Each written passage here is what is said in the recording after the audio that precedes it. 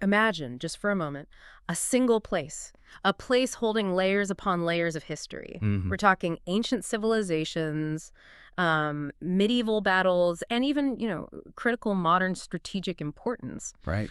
What if a city's name, its actual name, changed just because of a lucky day, an auspicious day marking a key moment?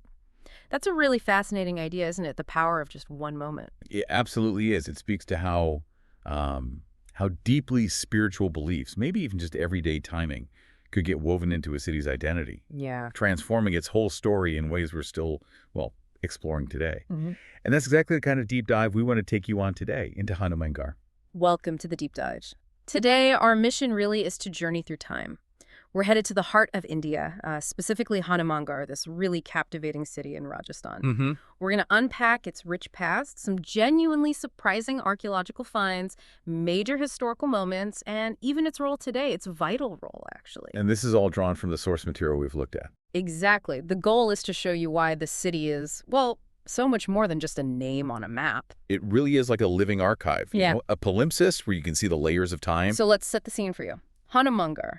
It's in Rajasthan, India, right on the banks of the Ganga River. And that river itself is significant. Hugely. It's identified as the ancient Sarasvati River, a name that just evokes so much history, so much myth for that whole area.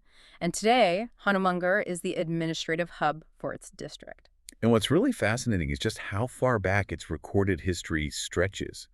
The city you see now, Hanumangarh, wasn't always called that. Right. Its original name was Bhatner, founded way back, maybe 255 AD, by a king named Bhupat. Mm. And for centuries, it was controlled by the Rajputs, specifically the Badi clan. Okay, but here's where the story takes that really unique turn we mentioned, that auspicious day thing. Fast forward quite a bit to the late 18th century. Mm-hmm.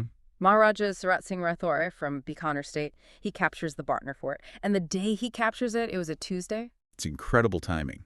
And Tuesday, as many people know, is considered a very auspicious day for the Hindu deity Hanuman. Exactly. So Surat Singh, in this move that just beautifully ties the city to, spiritual belief and the event itself, he renames Bhatner to Hanumangarh, which literally means Fort of Hanuman. Wow. And what's amazing is that this fort, Bhatner Fort, 1,700 years old maybe, it's still standing right there in the middle of Hanumangarh He's town. still there today. Still there. And it's even mentioned in major historical texts like the Aini Akbari, that detailed 16th century record of Emperor Akbar's administration. So the fort's sheer age, plus being in texts like that, it really cements its historical importance. Absolutely. And it's not the only significant site nearby, is it? There's also the Bhadrakali Temple. That's right, yeah.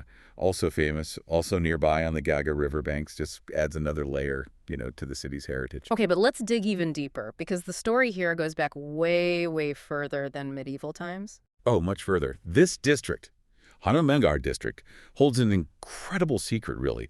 Over 100 sites from the Indus Valley Civilization, the IVC. Over 100. Wow. Yeah, scattered all along that Gagrahakra River, which, as you said, is identified as the Paleo Channel, the ancient dried-up bed of the legendary Sarasvati River.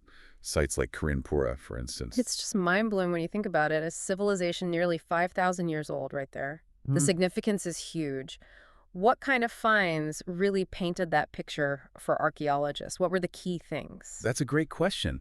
Because, yes, the age is staggering, but it's the detail, the variety of what they found that truly brings that lost world back to life. Right. The discoveries made back in 1951 in places like Kalabangan and Pilibanga, they were crucial. They found remains of human skeletons, yes, but also mysterious scripts, things we still can't fully read, stamps, coins. Unknown scripts. Fascinating. Exactly. And more than that, everyday things, utensils, really intricate jewelry, even children's toys, statues, wells. Yeah. You can almost picture the daily life. Yeah, parts of old forts, streets, market areas. All of it. Yeah. These artifacts are just vital because they give us this incredibly vivid glimpse into, well, sophisticated urban life, planning, daily routines, social structures, all from millennia ago. And you can see many of these things today. Where are they kept? They're preserved in the museum at Kalabangan itself and also in the National Museum in New Delhi, accessible for people to see. And we absolutely have to mention Oral Stein here. His role seems pivotal in understanding this whole ancient river system and its civilizations. What was his contribution? Stein's work was really foundational. Between 1940 and 1943, he led 2 major expeditions along the Geiger-Hakra. His specific goal, Finding the Sarasvati. precisely, finding actual physical proof of the Saraswati River mentioned in the Rig Veda, trying to connect those ancient texts with, stuff on the ground. Archaeology. His surveys were exhaustive. Went from Hanumangarh all the way down to Bahawalpur. Identified something like 100 prehistoric and historical sites, did some initial digs too. His work just massively advanced Indian archaeology, giving crucial context for later big excavations, like Kalibangan. So moving forward in time again, the medieval period for Hanumangarh, or Bhatner as it still was then, it was also pretty eventful, maybe more turbulent. Definitely turbulent. Archaeology shows layers from this time too. They found things like terracotta decorative tiles in the style of the late Kushan Empire, coins from different periods, and even 2 terracotta capitals found 15 feet down. Shows you how the city just built up layer on layer. 15 feet deep, wow. That hints at the strategic value, I suppose. Which brings us to Timur. Ah, yes, Timur. In 1398, Bhatner Fort faced this really dramatic, really brutal siege. Timur was invading the Delhi Sultanate. And the fort was defended. It was. By its ruler, Rao Daljit, and his cousin. But they only had about 10,000 men. Timur eventually took the fortifications. And it's a truly grim part of the story. Timur apparently slew all the men in the garrison and enslaved the women and children, both from the fort and the town citizens. It's just a stark reminder of the human cost of conquest in that era. That is chilling. Really brutal. Underscores how vulnerable even these supposedly strong places could be. Absolutely. Even places with deep history, deep spiritual connections, they weren't immune to conflict. So, jumping ahead quite drastically now, what does this all mean for you today? Let's talk about modern Hanumangarh. It's clearly not just a historical site, it's a living, breathing city. What's its profile like now? Oh, very much alive. The 2011 Indian census gives us a snapshot. Total population over 150,000. Pretty balanced between males and females. And a significant chunk, around 18,000, were kids under 6. So a growing dynamic community. And literacy, how does that look? In 2011, the overall literacy rate was about 67.7%. A bit higher for men, 73.6% compared to 61.1% for women. But if you look at the effective literacy rate for people aged 7 and up, it was actually higher, almost 77%. Okay, so a focus on education there. Seems like it, yeah. And the city includes, of course, populations designated as scheduled castes and scheduled tribes, reflecting India's diverse social landscape. And linguistically, you walk around Hanumangarh today, what languages are you likely to hear? Hindi is official, English is additional official. Right, but on the street, you probably hear Rajasthani most commonly. Really reflects its regional roots. Makes sense.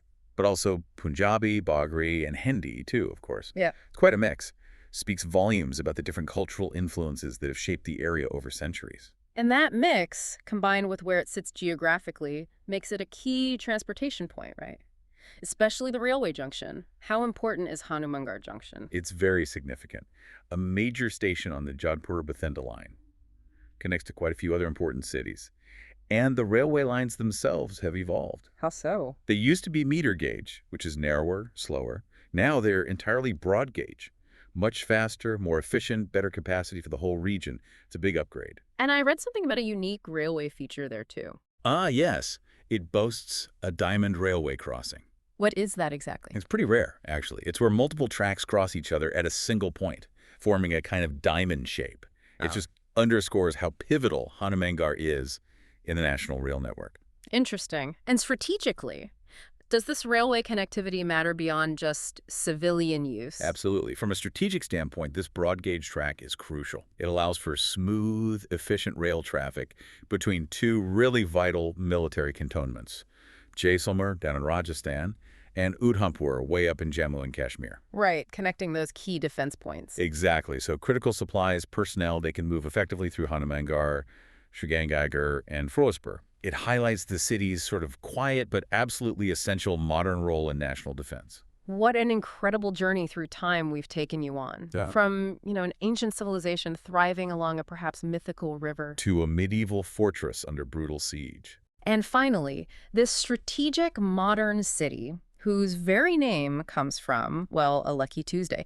Hanumangarh really is a testament to these enduring layers of history. It's such a powerful reminder, isn't it, that places we might think of as ordinary They often hold these extraordinary stories, hidden depths, layers of history just sitting right beneath the surface. Yeah. It really challenges you, I think, to look a bit closer at the places you encounter every single day. Exactly. So next time you're somewhere, maybe just take a moment, think what ancient echoes might be here. What forgotten battles or hidden stories shaped what I'm seeing right now? You might be really surprised at what you uncover.